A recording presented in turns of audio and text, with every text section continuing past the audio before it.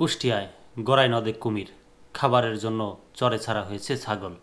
কুষ্টিয়া শহর সংলগ্ন পদ্মা নদীর শাখা গড়াই নদে কয়েক দিন ধরে একাধিক কুমির দেখা গেছে। কুমির দেখতে প্রতিদিন সকাল থেকে সন্ধ্যা পর্যন্ত শহরের জুগিয়া ভাটাপাড়া গোরস্থান এলাকায় গড়াই নদের পাড়ে ভিড় করছেন স্থানীয় বাসিন্দারা।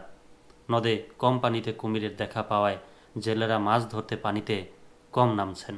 এদিকে কুমিরদের খাবার দিতে বাংলাদেশ জীববৈচিত্র্য সংরক্ষণ ফেডারেশন কুষ্টিয়া শাখার সহসভাপতি ও পাখিপ্রেমী শাহাবুদ্দিন নদের চরে ছাগল ও হাঁস মুরগি ছেড়েছেন। তবে সেগুলো খেতে আজ মঙ্গলবার বিকেল পর্যন্ত কুমির যায়নি।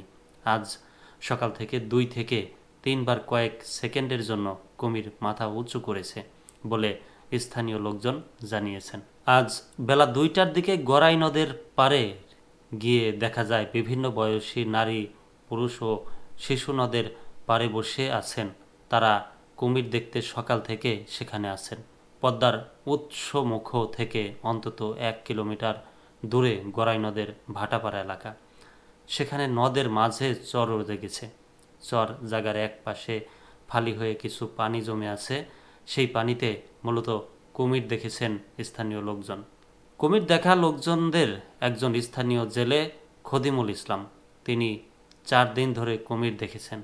কুমিরের ভয়ে মাছ ধরতে পানিতে নামছেন না, এজন্য সেখানে ঝালমুড়ি বিক্রি করছেন। প্রথম আলোকে তিনি বলেন, নেজের দিকটা চিকন বড়, আর এত বড় মাথা, গায়ে কাটা কাটা।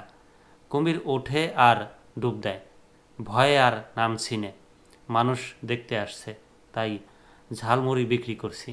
শাহাবুদ্দিন প্রথম আলোকে বলেন, এখন শুল্ক মৌসুমে নদের পানি শুকিয়ে যাচ্ছে। হয়তো কোনোভাবে কুমির এখানে এসেছে, কিন্তু সে কোনো খাবার খাচ্ছে না বা পাচ্ছে না। এজন্য হাঁস, মুরগি ও ছাগল আনা হয়েছে। কুমির সংরক্ষণ করতে হবে, তার সঙ্গে ভাব জমাতে এই ব্যবস্থা করা হয়েছে। যদি উদ্ধার করা যায়, বিষয়টি বন বিভাগকেও জানানো হয়েছে।